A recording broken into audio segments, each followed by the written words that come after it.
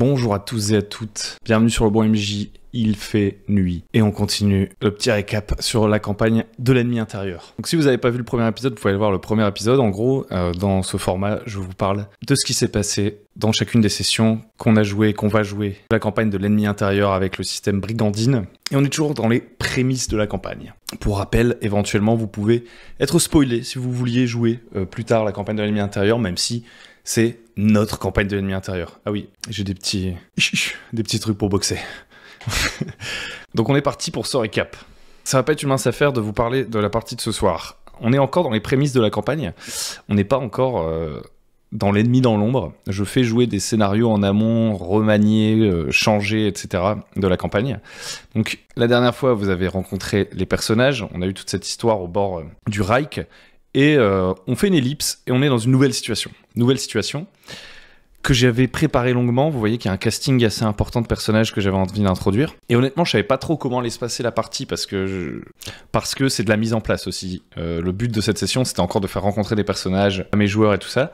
En plus, surprise, au moment où la partie se lance, il y a un de nos joueurs qui nous dit qu'il a un pneu crevé, qu'il est coincé sur la route. Donc finalement, on n'a pas Sève Azur dans cette séance. On joue juste avec Cunibal Verstappen et Roman Wagner. Cunibal Verstappen, apprenti forgeron, qui a tendance à coucher avec des femmes mariées. Roman Wagner, batelier, arnaqueur, opportuniste. On se dit, on va quand même jouer la partie. Comme c'est des parties prémices, en fait, des sortes de nouvelles, de chroniques qui viennent dans le monde de la campagne, c'est pas si grave, en fait, si un joueur manque par rapport à la continuité. C'est moins grave que si la campagne est lancée, donc on y va. On y va, bon an, mal an. Et ça, la partie, finalement, c'est très très bien passé. C'était très très cool. On était à Kemperbad cette fois-ci. Et je suis allé chercher un petit peu des trucs dans les scénarios Nuit agitée, etc. Je suis allé rechercher du casting là-dedans pour un gros vaudeville. Donc on est parti. Donc au début de la partie, je leur présente Kemperbad. Donc Kemperbad, c'est une ville qui se situe au confluent du Reich et du Styr. Donc si on regarde la map du Reichland, ici on a le Reich, vous voyez. Au dernier scénario, ça se passait plutôt dans ce coin-là du Reich, donc bien plus en amont du Reich. Cette fois-ci, on descend le Reich, ça se passe quelques semaines plus tard. On ne s'intéresse pas tellement à ce qui s'est passé d'ailleurs entre les événements, c'est pas important. C'est du in media res. On se retrouve à Kemperbad, qui est ici, vous voyez, au confluent, donc à l'endroit où le Styr, qui est un autre fleuve de l'Empire, se jette dans le Reich et vient le nourrir, en quelque sorte. Kemperbad, c'est donc une ville libre, un Freiburg. Donc c'est-à-dire que c'est une ville qui ne répond pas à un noble, qui n'est pas sous la tutelle d'un baron, d'un duc, etc., mais qui rend des comptes directement à l'empereur lui-même. Donc elle n'est pas libre, c'est pas un pays non plus, mais elle a une charte, elle a ses propres droits, elle a des taxes qui fonctionnent différemment, et donc c'est une ville commerciale qui se trouve au bord d'un ravin, à, je sais plus, 120 mètres de haut, un truc un peu débile. Et nos PJ, ils se retrouvent là. Roman et Cunibald, et je leur demande qu'est-ce que vous venez faire à Kemperbad. In media res, dites-moi. Et ils sont un peu désœuvrés, ils avaient gagné de l'argent à la session précédente, mais je leur dis, vous l'avez un peu dépensé, etc., et vous commencez à nouveau manquer quand vous arrivez à Kemperbad. Je dis aussi à Cunibald, avant de leur demander ce qu'ils viennent faire ici, que c'est ici que vit son maître forgeron, celui qui l'a chassé après que Cunibald ait couché avec sa femme, histoire de mettre un peu l'ambiance. Et ils me disent qu'en gros, ils sont là pour essayer de vendre du bric et du broc, des vieilles cartes qu'ils ont trouvées. Ils en savent même pas la valeur, mais ils vont essayer de trouver quelqu'un à qui le vendre. Ils me disent à l'Académie de magie. Donc il n'y a pas d'Académie de magie à Kemperbad. À la limite, il y a des alchimistes. C'est ok, quoi. Vos personnages peuvent croire qu'il y a une académie. Ils se trompent. Donc je ne leur dis pas, en fait. Donc ils arrivent, ils disent bon, on va d'abord aller boire un petit coup. Donc d'abord, ils se tapent. Ils doivent payer les charges pour prendre le bac, parce qu'il faut prendre le bac, hein, pour traverser et arriver au bord de la ville. Et puis ensuite, il faut payer encore des pistoles d'argent pour monter avec le monte-charge jusqu'à la ville qui est perchée en haut de la falaise. Et une fois arrivé là, voilà, ils me disent, on va aller boire un petit coup. Donc Cunibal, il fait, moi, comme je viens de la ville, est-ce que je connais pas un bar? Donc je lui dis, si, tu connais un bar. Je lui cite quelques bars. Mais je lui dis, celui-là, il est trop select, machin et tout. Donc toi, tu tirais plutôt au Chat Mélomane. Donc ils disent, ok, on va aller au Chat Mélomane. Ils vont au Chat Mélomane pour boire un coup. Donc ils arrivent, ils disent, on va se laver. Ça fait longtemps qu'on s'est pas lavé, on est sur les routes. Donc ils décident de prendre un petit bain, machin. Eux, ils n'avaient pas les noms des PNJ. Mais ça, c'était de mémoire à peu près le setup quand ils arrivent. Il n'y avait pas lui. Mais il n'y avait pas les noms et tout. Là, tous les noms, vu qu'ils ont parlé avec tout le monde, maintenant ils les ont. Donc ils disent, ouais, on va se laver. On prend un petit bac d'eau, on va se laver. Et il y a une femme avec un certain décolleté qui arrive, Dominique. Dominique qui se comporte comme une fille de joie, quoi, comme il peut y en avoir dans les auberges. Elle vient un petit peu les séduire, machin. Ils se font gratter le dos dans les bains. Et à un moment donné, Cunibald sort et laisse Roman et Dominique dans la salle de bain. Et il voit arriver un noble qui rentre à l'intérieur. Et je lui dis, tu vois que ce noble rentre, il n'y a pas beaucoup de monde à cette heure-ci, il est midi. Et ce noble, il commence à discuter avec un autre gars qui a un chapeau assez stylax. Donc forcément, c'est vu comme une accroche de MJ, donc il va s'intéresser à ce qui se passe. Donc ils vont feindre. Roman va dire, vas-y, va faire comme si tu faisais sécher mes bottes près du feu pour écouter ce qui se raconte, quoi. Il faut qu'on trouve un nouveau sponsor, quelqu'un de riche qui a besoin de gens, etc. Donc ce serait intéressant que tu vois si ces gens ont des problèmes et qu'on pourrait les aider à résoudre pour se faire de l'argent. Donc Cunibald, il pose ses petites bottes près du feu, il écoute et il entend une conversation entre, donc lui il sait pas encore que c'est ça, mais le baron Eberhard von Damenblast et Upkind, un répurgateur. Et le baron essaye tant bien que mal de convaincre Upkind que la famille de Nuln, donc Nuln, en gros c'est la famille qu'ils ont rencontrée dans l'épisode précédent, hein. Maria Ulrike von Liebwitsch, Karl-Heinz von Lewitsch, Emmanuel von Lewitsch, c'est ceux avec qui ils ont eu leur soirée folle au bord du Reich dans l'épisode précédent.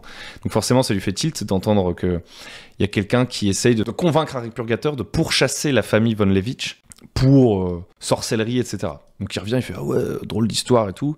Mais bon, pour l'instant, ils connaissent pas plus que ça le type. Encore une fois, ils ne savent pas qui sont ces gens. Ils voient aussi qu'il y a une partie de cartes qui est prévue le soir à l'auberge, une partie de cartes qui serait à la fois une sorte d'œuvre caritative, un moyen de faire dépenser de l'argent à des gens pour aider les gens pauvres de Kemperbad. Donc ils se disent, ok, ça aussi, ça peut être un moyen de faire fructifier le peu d'argent qui nous reste, si on gagne aux cartes et tout, on est chaud. À ce moment-là, on balance la grosse accroche du scénar, ils entendent du brouhaha dehors. Donc ils vont regarder par la fenêtre, tout le monde est un peu curieux parce qu'il y a des acclamations, etc. dehors. Et ils voient arriver leurs amis de la dernière fois. Maria Ulrike von Lewitsch, Karl-Heinz von Lewitsch, Emmanuel von Lewitsch, grande comtesse de Nuln, donc leur tante aux deux, qui sortent d'une diligence accompagnés de deux hommes qu'ils ne connaissent pas. Et donc ils vont voir, hein. Ils vont à leur rencontre, ils font « Ah, Maria Ulrike et tout », ils arrivent en mode roturier, quoi, qui vont s'adresser directement à la grande comtesse, alors que la plupart des gens sont plutôt en émoi devant le cortège. Surtout que les von Lewitsch ont tendance à s'habiller de manière assez criarde. Donc ils font un certain effet quand ils débarquent en ville. Mais eux, ils ne se laissent pas impressionner. Ils se disent, c'est notre pote, Maria Ulrike, on l'a sauvée la dernière fois. Donc ils vont se présenter à elle. À peine ont-ils le temps de s'approcher que sort le baron Eberhard von Damenblast qui vient taunter, qui vient provoquer Maria Ulrike, puisqu'en fait, si tout ce beau monde se retrouve à Kemperbad, c'est parce que va avoir lieu le duel judiciaire. Le duel judiciaire entre Maria Ulrike et le baron. Puisque le baron, ils en avaient déjà eu un petit peu le prémisse à la partie présente, le baron considère que Maria Ulrike et sa tante ont fait assassiner son père. Il veut obtenir justice. Et donc, nos PJ apprennent que le lendemain midi est prévu un combat entre Bruno Frank, le champion de justice de la famille von Lewitsch, et le baron Eberhard von Damenblast. Donc celui-ci se retire. Il se retire, lui il n'a pas une suite aussi importante, hein. C'est un noble mais il est beaucoup moins riche que les von Lewitsch. Il se retire et dit à demain pour se la mettre. Maria Ulrike, une fois que celui-ci est parti, prend le temps de présenter ses sauveurs à sa tante. Du coup sa tante, avec légèreté, leur dit si vous avez sauvé ma nièce, vous pouvez venir boire le thé avec nous dans notre manoir que nous avons loué le temps que nous passerons à Kemperbad. Donc ils sont invités, ils iront plus tard.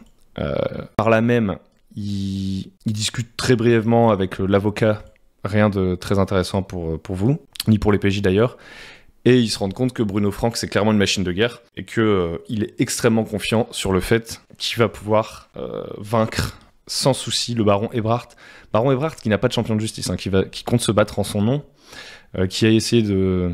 Du coup maintenant ils peuvent faire le lien d'aller gratter l'aide d'un répurgateur, mais il s'est plus ou moins fait congédier. Et donc bref, ils se disent, oula, il va se passer des trucs, mais nous, il nous faut des sous. Il nous faut des sous là tout de suite. Donc ils veulent essayer de vendre les vieilles cartes qu'ils ont trouvées lors de leurs aventures à quelqu'un pour avoir l'argent, pour pouvoir payer leur participation au tournoi d'Impératrice Écarlate, donc le jeu de cartes, qui aura lieu le soir et essayer de faire fructifier leurs sous. Donc ils décident d'aller à la rencontre de la guilde des alchimistes. Il y a une petite scène assez rigolote, un peu secondaire, dans laquelle ils se font en fait rabrouer, ils ratent leur jet de dés et tout, parce qu'en fait leurs cartes elles valent rien du tout. Et les alchimistes ils en ont rien à foutre en fait de leurs cartes, qui sont probablement des sortes de vieilles cartes d'architecture machin. Donc ils essayent et tout, ils font tout un... C'est très très drôle. Mais ça vaut peut-être pas trop la peine d'être raconté. Vu qu'ils étaient que 2, ça c'est à noter, c'est un certain avantage pour faire un roleplay très fluide. Ils jouaient vraiment les deux, je vais pas dire les deux Dalton, mais les deux arnaqueurs, et donc c'était sympathique. Bon, finalement, ils se disent, ok, viens, en fait, on va aller au manoir, prendre le thé, et on va essayer de le vendre à eux, parce qu'ils sont riches et ils nous aiment bien. Donc, en fait, ils vont directement ensuite... au salon de thé du manoir, qui croisent bien sûr des bagagistes, les Levitch sont venus, ils déploient les grands moyens, quoi. Ils ont tout un personnel à leur service. Ils arrivent, je leur dis, vous arrivez au salon de thé, ils sont en train de discuter avec d'autres gens, en caressant des renards, quoi. Juste pour dire qu'ils sont trop riches. Petite impro au pif. Ils sont en train de caresser des renards en buvant le thé. Donc vous arrivez, vous avez l'impression d'interrompre une conversation. Donc là, ils auraient pu découvrir des choses qu'ils n'ont pas découvertes en essayant d'écouter et tout. Mais il y a des infos qui leur échappent à ce moment-là sur la présence, en fait, finalement, de Immanuel Ferrand Holzwig Schilestein. Je sais même pas si je l'ai bien écrit, ça. Schilestein. Ils font la connaissance rapide de Immanuel Ferrand, qui est grand chancelier du Reichland. Donc c'est le côté vaudeville. Ils rencontrent des gens qui leur sont complètement inaccessibles, normalement, au vu de leur origine roturière. Ils vont pas vraiment pouvoir lui parler. Et ils font aussi la rencontre de Jens Untermine, qui l'accompagne. Un mec un peu dégingant dès la cinquantaine. Un gars un peu étrange, on les présente, et puis Emmanuel, un peu gêné de voir ses roturiers, dit « Oh, bah, si vous voulez discuter avec Maria Ulrike, vous l'avez sauvée, elle est à vous, je vous la laisse. Je vais aller discuter, moi, avec ces messieurs politiques, sans vous. » Donc, ils partent dans les jardins. Donc, ensuite, il y a petite conversation ici. Ils arrivent à refourguer leur carte à Maria Ulrike, à lui vendre, parce que Maria Ulrike, elle aime bien énerver son frère. Son frère, en gros, il se dit « Oh là là, encore ces roturiers, pourquoi tu leur parles, Maria ?» Et elle a fait « Ah là là, j'aime trop t'énerver, Karl Heinz. Donc non seulement je leur parle, mais en plus je vais leur acheter leur carte nulle, que je sais pertinemment nulle, juste pour t'énerver encore plus. » Donc j'aime bien cette petite dynamique. Tac, ça leur permet d'avoir les sous pour aller jouer au poker. Donc ils partent à l'auberge. Et à l'auberge débarquent plein de gens. Donc il y a Bruno qui arrive, il va directement discuter avec Dominique. Et puis il y a d'autres gens qui viennent pour jouer. Donc Maximilian, le médecin de la ville de Kemperbad, enfin l'un des médecins de la ville de Kemperbad, Luigi Belladone qui est l'organisateur. Il y a un Joseph Descartes qui arrive pour jouer. Qui d'autre y avait-il? Ah oui, il y a Karjin qui revient. Donc Karjin, dans l'épisode précédent, c'était l'employeur des PJ sur le bateau. Karjin arrive et il fait « Oh, bon Dieu de cul, c'est vous êtes ici. Incroyable, je pensais que vous étiez mort, blablabla. » Il arrive. Et qui d'autre joue aux cartes avec eux? Zuntermine. Zuntermine arrive aussi pour jouer aux cartes ce soir-là. Donc ils arrivent. Eux, ce qu'ils se disent, c'est on va se faire... en gros, c'est une sorte de poker. Je leur dis, c'est une sorte de poker slash tarot. On s'en fiche un peu. On n'allait pas vraiment jouer aux cartes. On l'a mécanisé avec quelques jets de dés. Je leur dis, voilà, c'est un jeu avec des plis et tout, machin. On peut bluffer, etc., etc. On peut compter les cartes, blablabla. Et donc, ils disent, ok, pour se refaire et se faire vraiment des sous, et pour notamment un peu donner de l'argent à Karjin qui a tout perdu dans l'accident de l'épisode précédent, on va faire équipe en fait. On va tricher, on va essayer de porter de l'un de nous jusqu'à la fin de la partie pour le faire gagner. Puisque plus ou moins les gens, quand ils ont plus de sous, ils quittent la table, quoi. Comme au poker. À ce moment-là, il y a le colonel Sievers qui arrive. Colonel Sievers, une sorte de héros de guerre qui est connu de tous. C'est pour ça que dès qu'il arrive, je dis au PJ que vous le reconnaissez parce que il a un petit pédigré, quoi. En gros, c'est un type, il opère dans une équipe un peu de montagnards, éclaireurs, guérilla, etc. Il s'est montré très utile dans les guerres contre les orques qu'il y a eu dans le passé pour protéger l'Empire. Et aujourd'hui encore, il parcourt les montagnes. C'est un peu il fait partie d'une force frontalière qui veille près des montagnes.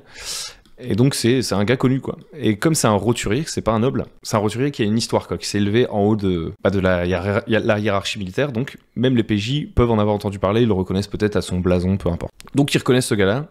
Ils vont discuter un peu avant la partie avec leurs potes. Donc Roman, il discute un peu avec Bruno qui fricote un peu avec Dominique. Cunibal, lui, va discuter avec Sievers. Et d'ailleurs, en fait, ce qui se passe, c'est que Roman venant parler à Frank, Dominique arrête de parler à Frank et va parler à Sivers. Et au moment où Cunibald veut aller parler avec le colonel, il interrompt une conversation entre le colonel et Dominique, le colonel qui est assez saoul. En fait, le colonel se noie un peu dans la colle, et Dominique, elle veut un peu jouer, elle joue un peu la maman avec le colonel Sivers, une épaule contre laquelle pleurer, elle lui dit « Ah bah vous pouvez me parler de vos problèmes, colonel Sivers, etc. etc. » Ce serait un truc classique. Sauf que Cunibald, lui, ce qu'il capte, c'est que Dominique, elle lui dit « Bah, colonel Sivers, votre problème, apparemment, c'est que vous n'êtes pas assez écouté. » Parce qu'en fait, le colonel Sivers, il se plaint de ne pas avoir le soutien de l'empereur. Globalement, assez de soutien financier en hommes, etc., pour défendre les frontières de l'Empire. Et notamment, il parle d'une menace grandissante d'orques qui sont en train de s'amasser au-delà du col du Feu Noir. Donc, c'est-à-dire au-delà des montagnes, je crois que c'est les montagnes noires, celle-là. Au-delà des montagnes noires, il dit il y a une force d'orques qui est en train de s'amasser et personne ne fait rien et j'essaye de me faire entendre, mais personne à la capitale ne m'écoute. Et Dominique, elle lui dit eh ben, si vous voulez un peu énerver les nobles et avoir leur attention, donc notamment avoir par exemple l'attention de Emmanuel von Lewitsch, qui se trouve ici, une grande comtesse, donc une électrice, une personne qui est en mesure de faire élire un empereur, voire de devenir impératrice elle-même. Qui est une amie d'enfance de l'empereur Karl Franz. Emmanuel Ferrand, qui est ici, c'est l'oncle de l'empereur. Donc elle dit, il y a des gens d'importance qui sont ici, vous pourriez avoir leur oreille, il faut juste que vous arriviez à attirer leur attention, en fait, parce qu'ils sont dans leurs affaires politiciennes. Donc vous présentez comme champion de justice pour le baron Eberhard von Demmenbalst, qui va se battre en son nom, alors peut-être par fierté, mais aussi parce qu'il n'a pas les moyens d'avoir un bon champion de justice, et encore moins un champion de justice à la hauteur de Bruno Frank. Si vous, colonel qui avez de l'expérience, vous décidiez de vous battre au nom du baron, c'est sûr ça va énerver les nobles là, et vous aurez toute leur attention. Voilà, c'est l'idée qu'elle lui susurre. Donc forcément, Cunibald, il entend ça. Bon, lui, il bite rien en politique, mais entendre la prostituée qu'il a vu plus tôt jouer les ribaudes par les politiques, ça l'étonne, quoi. Ensuite, il discutait avec Sivers un petit peu, blablablou, et puis la partie de cartes se lance. Donc, Quargin, il va à table, Cunibald va à table, et Roman va à table. Ils étaient positionnés comment? Ils étaient positionnés comme ça, je crois. Sivers, il s'en va. Il dit, ouais, trop bonne... Enfin, il s'en va, il dit, de toute façon, je suis trop saoul, je rentre. Et Dominique, elle va avec Bruno Frank. La partie de cartes commence. Donc là, il y avait un mini-jeu. J'ai improvisé des règles un peu à la volée avec des manches et tout, où on pouvait soit tricher, soit faire ceci, soit faire cela. Rien d'incroyable. La partie commence, et en gros, ça marche par élimination. Donc le premier à se faire éliminer, c'est Maximilian. Ensuite, il y a une petite pause. À chaque fois, il y a une petite pause. La partie s'arrête. Cunibald et Roman et Quargin vont reparler un peu de leur stratégie dans leur coin. Nanana. Jens Zutermine se pointe et dit « Ah, vous savez, je pense que Joseph Descartes triche. » Donc ils disent « Ok, ah ouais, bah, dans ce cas-là, il faut peut-être en parler avec Louis-Guy Belladonné, l'organisateur. » Il fait « Ouais, mais j'ai pas de preuves concrètes. Bon, on peut peut-être juste lui demander à changer de place. » Parce que Zutermine prétend que Descartes regarde le jeu de Quargin et de Roman. Donc ils changent de place. Et Zutermine et Roman décident d'encadrer Descartes. La partie continue. C'est Quargin qui sort ensuite. De plus, dans la deuxième manche, Roman Wagner, il dit « Ok, j'essaie de mettre une carte sous la table de Joseph Descartes. Comme ça, quand je récupérais le paquet et que je recompterais les cartes et que je dirais qu'il en manque une, on retrouvera une carte sous la chaise de Joseph Descartes et il sera viré. » Donc je lui demande de faire un jet de dés, bien sûr. Comme en plus, on est dans des sortes d'épisodes prémices où de toute façon les joueurs ils s'en foutent un peu de leur point de sang-froid, etc., c'est-à-dire leurs ressources en jeu, parce qu'ils vont les récupérer au scénario suivant. Ils n'hésitent pas à tout claquer pour gagner la partie, réussir tout ce qu'ils entreprennent, et donc ils trichent, il fout une carte sous la table de Joseph Descartes, et au moment où il faut compter les cartes, il dit « Ah bah il en manque une », il fait genre, il s'en va en mode « Je vais la chercher, elle doit être tombée », et Louis-Guy Belladonné découvre la carte sous la chaise de Joseph, et le vire. Donc Joseph, il est pas content, il dit que c'est un complot, nanana, on le vire. Ils sont plus que 3 à table.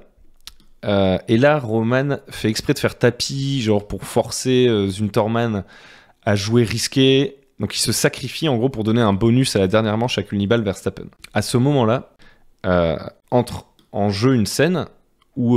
alors Roman, il est encore là.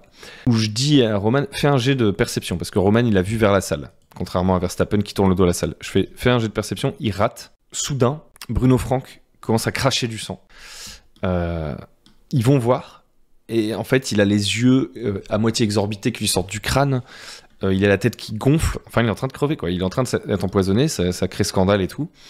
Et ils doivent appeler un médecin, etc. Bruno Franck se fait emmener par un médecin, donc Maximilien pour le coup, au manoir Lievitch, dans un état terrible. Et donc forcément, eux ils ont des soupçons, même si le jet de perception a été raté et qu'ils n'ont pas vu ce qui s'est passé, ils se disent c'est Dominique, parce que Dominique a passé plein de temps avec Bruno. Et donc ils se disent peut-être qu'elle a été engagée par Eberhard pour qu'on l'empoisonne. Ils commencent à s'inquiéter, ils se disent ouais donc en fait à ce stade là il faut qu'on mette en sécurité Maria Ulrike, demain elle a pas de champion, enfin ça va partir en cacahuète quoi. Ils se disent il faut qu'on puisse l'exfiltrer et tout, et puis si on fait ça, alors déjà ils aiment bien Maria Ulrike je pense en tant que joueur, ils aiment bien tout ce jeu avec ces personnages là. En plus c'est leur petit côté humain dans l'affaire au-delà de leur côté opportuniste. Mais ils se disent, en plus, si on les aide, quoi, cette famille, on sera riche, quoi. Si on arrive à se rendre utile pour cette famille pétée de thunes, on va être riche. Donc dès demain, on va essayer de l'aider. Ils partent se coucher, ils demandent à l'aubergiste de les réveiller à l'aube, et ils se disent, ok, qu'est-ce qu'on fait et tout, ouais, moi je vais préparer la sortie de la ville, on fait sortir Maria Ulrike, machin. Elle est en danger. Ils se disent aussi, elle a plus de champion de justice, puisque Bruno Franck, il est mourant. Par contre, Sivers, bah, elle a entendu son désir de se faire entendre par la noblesse. Il dit en vrai je peux peut-être trouver Sivers, le colonel, le convaincre au lieu de se battre pour le baron Eberhard de se battre pour Maria Ulrike, et dans ce cas-là on est pas mal quoi. Du coup le lendemain il se lève tôt et Maria arrive en disant au secours, mon champion est mort. Comme Bruno est out, mon jeune frère, Karl-Heinz, a décidé de se battre pour me défendre. Sauf que il risque de mourir. Et en plus, si on perd, moi aussi je vais mourir. Parce que ce qui est important aussi, que j'ai peut-être oublié de mentionner plus tôt, c'est que ce duel judiciaire, c'est une histoire de vie ou de mort pour Maria. En fait, à la base, elle aurait pu payer une simple amende, parce que, elle aurait pu, entre guillemets, graisser la patte, passer par une procédure un peu plus standard pour se débarrasser du baron. Mais elle est fière, et elle dit que c'est parce que si le baron, en fait, prétend que sa mère et elle ont empoisonné son père, c'est parce que en fait le baron a été éconduit par Maria, il a voulu lui demander sa main, elle l'a rejeté, et que du coup c'est par fierté que cet homme engage des poursuites contre elle, et que de toute façon il faut qu'elle s'en débarrasse une bonne fois pour toutes, qu'elle le voit mort quoi. Parce que c'est un parasite. Donc c'est elle qui a monté les enjeux du duel jusqu'à ce que ce soit un combat à mort, en étant persuadée que si Bruno Franck affronte le baron est mort. Et là, elle se dit, ok, si Karl-Heinz meurt, derrière, c'est ma tête qui tombe aussi, et c'est catastrophique. Et je suis responsable de tout ça, c'est mon ego qui a causé ce souci, etc. Aidez-moi, s'il vous plaît. Donc Unibal, lui, il fait un petit jet de ragot pour essayer de trouver le plus vite possible le colonel Sivers, savoir où est-ce qu'il a créché cette nuit. Il réussit son jet de ragot, il le trouve, et il arrive à le convaincre de combattre pour Maria Ulrike, en lui disant, si vous rendez service à la famille von Levitch, je prie de croire que vous aurez l'oreille de l'empereur. Donc, Colonel Sivers, il prend son cheval, il galope vers la lice, vers le champ de lice. Tout le monde est là pour le combat, les magistrats, les machins, les trucs. Et c'est au dernier moment que le baron Eberhard, qui attendait son champion, le colonel Sivers, pour affronter Heinz von Levitch, se retrouve bien décontenancé quand il voit le colonel Sivers arriver, qui dit au baron Eberhard « Je vous attends, je vais combattre pour Maria Ulrike ». Donc Karl-Heinz y rejoint les gradins, et du coup, Eberhard doit affronter Sivers. Donc les PJ sauvent plus ou moins Save the Days, quoi. Save the Day. Ils se retrouvent, par contre, les PJ, il y a une petite scène rigolote, ils se retrouvent dans la foule de badauds qui vient regarder le combat. Et bien sûr, c'est à ce moment-là que moi je ressors deux trucs. Joseph Descartes, hyper pas content qu'on l'ait humilié à la partie de cartes, qui veut se battre avec Roman Wagner en étant persuadé que c'est lui qui a mis la carte sous son siège. Donc il y a une sorte de duel de roturiers qui s'apprête à partir dans la foule à côté du duel judiciaire incroyable de la noblesse. Mais Cunibald congédie tranquillement Joseph Descartes. Il lui dit « Faites pas trop le show, Joseph ». Il sort son pistolet à poudre, il lui pointe vers le plexus et il fait « Rangez votre rapière et déguerpissez ». Et Joseph n'a d'autre chose à faire que de partir en disant « Vous me reverrez, je me vengerai ». Donc ça fait peut-être un personnage qui pourrait être récurrent, qui pourra venir se venger. Aussi, Cunibald, dans la foule, il croise son ancien maître forgeron, parce que Le type est là, il arrive, il fait morte couille, qu'on m'assomme avec une enclume. Mon apprenti qui a couché avec ma femme revient pour se foutre de ma gueule. Et Cunibald, donc il commence à se choper par le col. Puis Cunibald, il fait, enfin, quand même, votre femme, peut-être que ce qu'elle vous a raconté, c'est des bêtises, etc. Il réussit ses jets de sociabilité. Et Yuri, il fait, ah, t'as raison, de toute façon, elle est partie. Parce que du coup, ils ont divorcé, Yuri et sa femme, suite à l'affaire. Il dit, de toute façon, elle est partie avec tout. Elle me laisse avec rien ici et tout. Et donc, finalement, ils se réconcilient. C'est un peu. Il y a des scènes. Plus c'est gros, plus ça passe. C'était bien drôle. Au final, c'est ici que mon scénarium s'applique. Donc je savais pas forcément... Il y a plein de trucs dans le scénario qui étaient hors de mon contrôle, mais un truc dont j'étais sûr, qui n'était pas un enjeu de cette partie, c'est que le baron Ebrard perdrait son duel. Donc moi, je m'étais dit peut-être que ça va être un des PJ qui va se positionner comme champion. Peut-être que les PJ... peut-être que Bruno Franck va pas être empoisonné et qu'il va gagner. Peut-être que Bruno Franck va être empoisonné, mais que pour une raison X ou Y, il affrontera le baron. Peut-être que le baron, c'est Sivers qui va se battre à sa place. Peu importe ce qui allait se produire, comme configuration, etc. La seule chose dont j'étais sûr, c'est que quoi qu'il arrive, le duel ne pouvait pas résulter sur la mort des Lievich. Parce que j'en ai encore besoin... pour la campagne. Donc à ce stade, je pouvais pas me permettre ça. En l'occurrence, le scénario qui s'est produit, c'est Sivers versus le baron. Et Sivers combat le baron. Donc là, ce que j'ai fait, pour rendre ça un peu plus funky, un peu plus interactif, parce qu'il y avait même pas de PJ dans le combat, j'ai dit, ok, le baron Ebrard, il commence à acculer le colonel Sivers, qui est un peu encore sous de la veille. Il le coince, il va le tuer. Mais, et là je dis, Aquat, donc je choisis un des joueurs, dis-moi comment Sivers tue le baron. Comme ça, il y a un peu de participation. Comment Sivers retourne la situation? Il me dit, ok, Sivers, il se laisse planter par la rapière de Ebrard, parce qu'en fait, il se fait désarmer, Sivers. Et donc, pour réduire la distance, parce qu'il a pu... il a pas d'allonge, quoi. L'autre est encore armé. Il se laisse planter par Ebrard. Comme ça, il va prendre la dague d'Ebrard à sa ceinture et lui planter en travers de la gorge et vaincre Ebrard. Et donc, Sivers remporte la victoire. Évidemment, un médecin se jette sur Sivers pour le sauver. Ebrard meurt en se vidant de son sang. Les PJ victorieux sont carrément... Maria Ulrike leur saute dans les bras et perd toutes ses bonnes manières en public. Elle fonce vers des roturiers en première instance, quoi. Et Karl Heinz aussi, qui, même s'il jusqu'à maintenant était très condescendant, se rapproche des PJ, dit vous m'avez sauvé, parce qu'en fait, à la base, il allait devoir affronter Ebrard et il se pensait mort. Donc, il les invite à venir boire un coup, il les emmène au manoir Von Levitch pour fêter cette victoire judiciaire. Le rideau tombe et c'est la fin de cette session. Donc, il s'est passé énormément de trucs. J'ai dû présenter... on a vraiment étendu le casting. Ce qu'il faut savoir, c'est que dans la campagne de l'ennemi intérieur, il y a quand même un sacré casting. Et donc, ces parties me permettent aussi d'introduire des personnages. Parmi ces personnages, il y en a qui sont vraiment secondaires, il y en a qui pourraient être beaucoup plus importants pour la suite de la campagne. Il y en a même que j'ai inventé qui font même pas partie du casting, donc ça épaissit encore plus le casting. Donc c'était pas gagné, parce qu'en fait, honnêtement, au début de la séance, j'étais pas tout à fait serein, parce que il y avait des trucs, je savais qu'il fallait qu'ils arrivent, des trucs un peu scriptés, et ça en général, j'aime pas les trucs scriptés. Donc il fallait bien choisir ce qui était scripté, et essayer de donner le maximum de liberté autour de ces choses-là. Et l'autre truc, c'est que en plus, pour l'instant, les PJ, ils sont pas encore, ils sont pas encore vraiment dans des...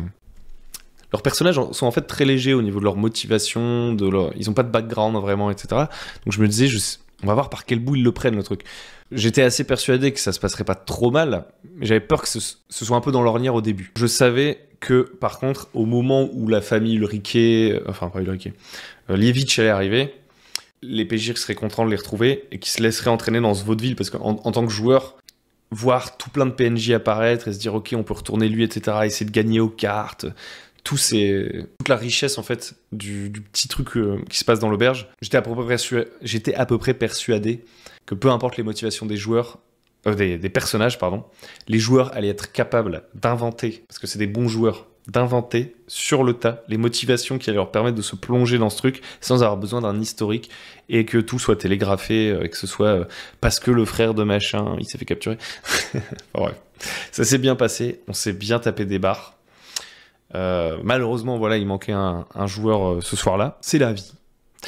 C'est aussi ça le truc, c'est que Ça aurait été trop dommage de faire sauter cette partie parce que la dernière fois, comme je le disais, je pensais que j'allais pouvoir continuer la campagne qu'à la rentrée en septembre, et puis tout le monde est assez chaud, quoi. Donc on a réussi à trouver cette deuxième date. Donc en soi, c'était même pas prévu qu'on joue ce soir à la base. Finalement, c'était possible, et finalement, un pneu en a voulu autrement pour un des joueurs. On l'a fait quand même, parce que sinon c'était 3 semaines à attendre pour jouer, on est chaud, on se marre vraiment bien. C'est tout pour moi pour ce deuxième épisode de l'Empire en ruine. Enfin, de la campagne de l'ennemi intérieur, pardon. J'espère que ça vous a plu. J'espère que ce format vous plaît toujours. Je vais aller me coucher parce qu'il est tard. Je vous remercie de votre attention. Si vous aimez tout ce qui se fait sur la chaîne, n'oubliez pas d'aller sur Tipeee éventuellement pour soutenir, ça fait vachement plaisir. Merci à ceux qui le font, notamment à ceux qui le font depuis des mois maintenant. Un grand merci. Je vous dis à très bientôt sur le bon MJ. C'est ciao.